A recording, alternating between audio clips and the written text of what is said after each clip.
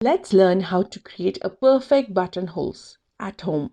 In this buttonhole foot series, we will show you different types of buttonhole foots and how to use them. Let's start with a 4-step manual buttonhole foot. Usually, this foot comes with the sewing machine, or you can buy them separately or in the kits. How do you know this is for your machine? Simply just check if your sewing machine has this dial. Some machines, instead of letters, you will find numbers.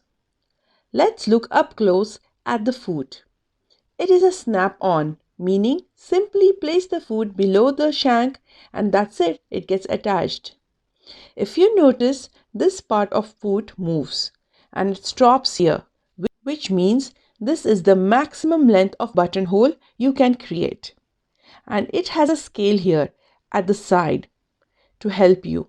In the center, almost all foots have this marking, which helps us to make the buttonhole. Mine didn't have a center marking, so I added one with a gel pen.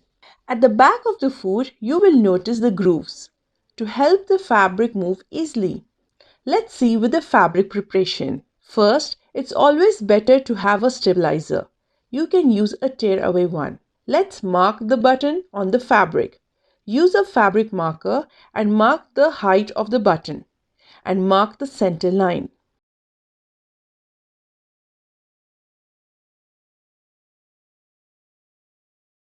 The foot marking should match with the button marking, the center and the side lines. Let's quickly prepare a sewing machine. Always make sure your machine is switched off, the needle is in upright position. Lift the foot up, press the bar at the back to remove your current foot. Place the buttonhole foot in according to the snap bar. Lower the presser foot lever and the foot gets attached.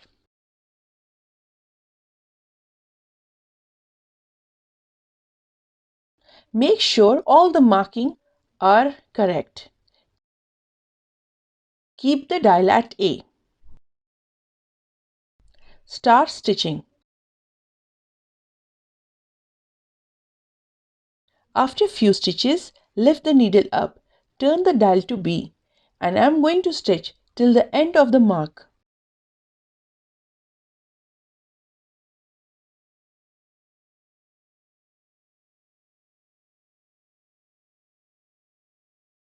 Then lift the needle up, turn the dial to C.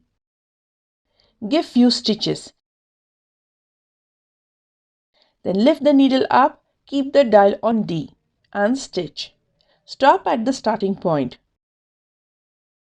Cut off extra thread. To cut at the center, put a pin like this so we don't accidentally cut extra. Use a seam ripper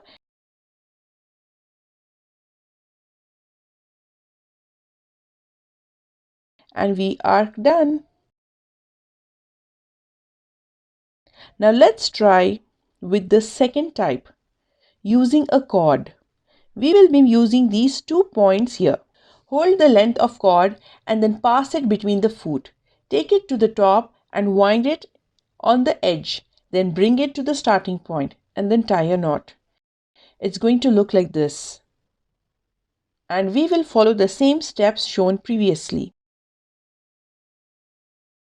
Using cord gives an embossed effect to the buttonhole.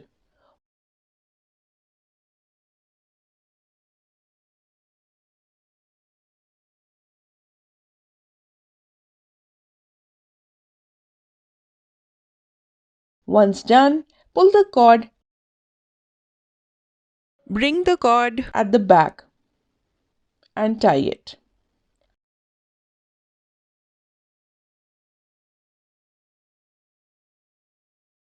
That's it.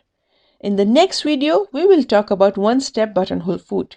If you like our video, do give us a thumbs up, share among your friends, and do subscribe our channel. Bye.